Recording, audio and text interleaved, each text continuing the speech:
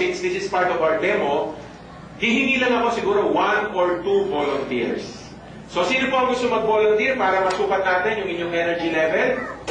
O, sige, unahin ko muna si Sir, ha? Tapos susunod ko si Ma'am, tapos siya nandito. Sir, unahin ko po kayo. Anong pangalan niyo po, Sir? Conrad. Okay. Sige po, Conrad. No? Hawakan niyo to left and right. Hawakan niyo lang po yan. Left and right.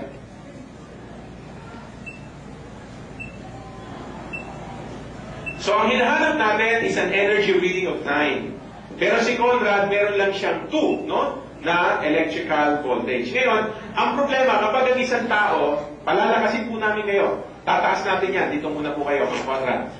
Kapag ang isang tao, mababa ang bioelectricity, apektado ang kanyang physical performance, pati yung kanyang physical strength. Mahina ang isang tao, mababa ang energy level. So, susukatin natin, we are going to measure the physical strength of Conrad. Ganito ang gawin niyo, sir. Lagay niyo itong kamay ninyo ganito. Pagtikitin niyo, lagay niyo sa likod. Dito po kayo sa gilid. Palikod kayo sa akin. Yan. Okay, Ma'am Conrad, ganito ang gagawin ko.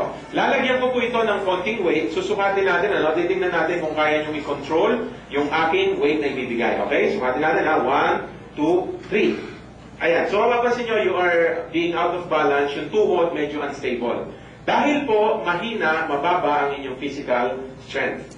Now, palalakasin natin yan. Ang gagawin natin, paiinumin ko kayo ng ordinary water. Try nyo pong inumin ito, Ma'am Conrad. Tapos, paki-measure nyo po ulit yung inyong energy level. Pakisukat nyo po ulit.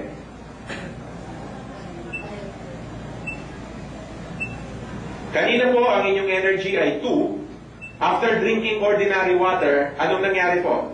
2 pa rin. Ibig sabihin, walang epekto ang pag-inom ng ordinaryong tubig.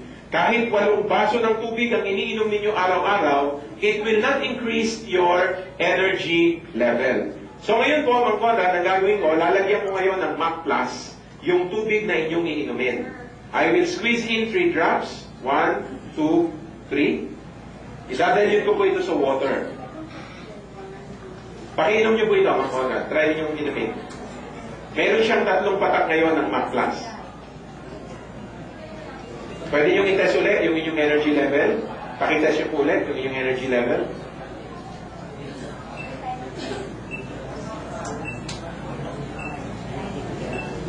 So, 2 yung kanyang energy level. Pinainom natin ng 3 drops, naging 6. So, nakita nyo, nag-triple yung kanyang energy level. But we are looking for 9. Ang hinahanap natin is an energy reading of 9. So, I will add 3 more drops. 1, 2, 3. Tingnan natin what will happen after drinking 6 drops of MAC Plus. Pakita nyo po. Huwag kayong mag-alala, walang overdose yan. Because the minerals that you took will stay for the body, inside your body, in less than 6 hours. After 6 hours, wala na yan. I-test nyo po ulit yung inyong energy level. So wala siyang overdose, wala siyang side effects.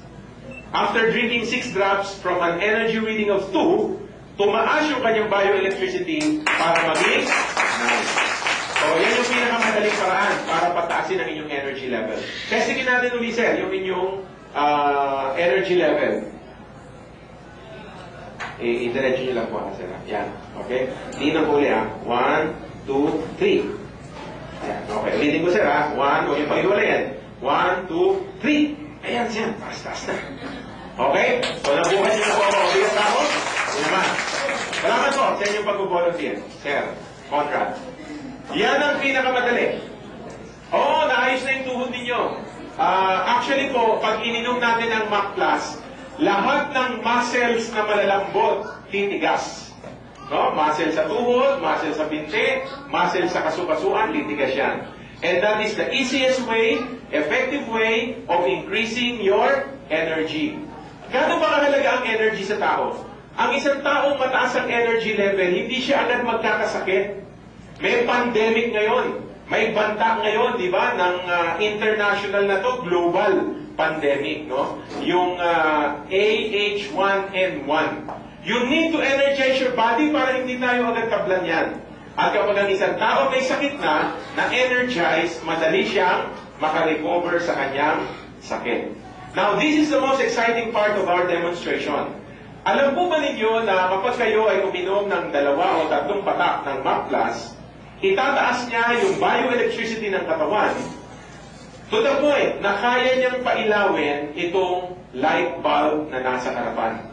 We have here in front a light bulb tester. Mapapansin po ninyo yung light bulb na ito, naka-plug na siya sa 220 volts.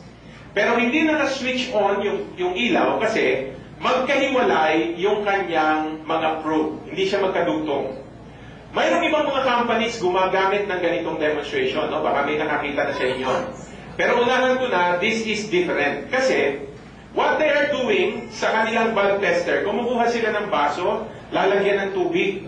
But take note, the water that they put is always distilled or purified. Hindi sila pwede kasing gumamit ng tubig sa gripo eh.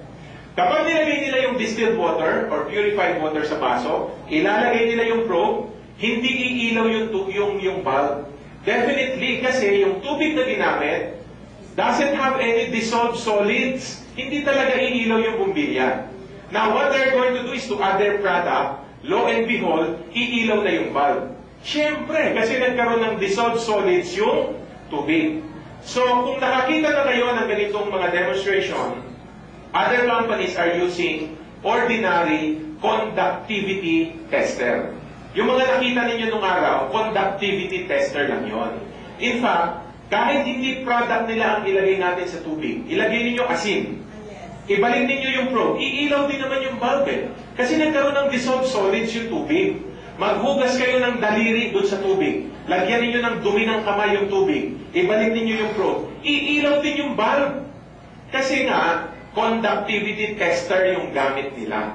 Now, dito sa G-Core, hindi ganyan yung ating presentation. Walang deception. So, what we're going to do is to ask for a very courageous volunteer.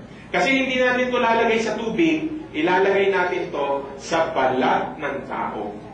Okay? Ididikit na natin to doon sa balat niya. Titingnan natin kung talagang may kuryente yung kanyang katawan after taking MAP Plus. So, sino matapang-tapang dyan?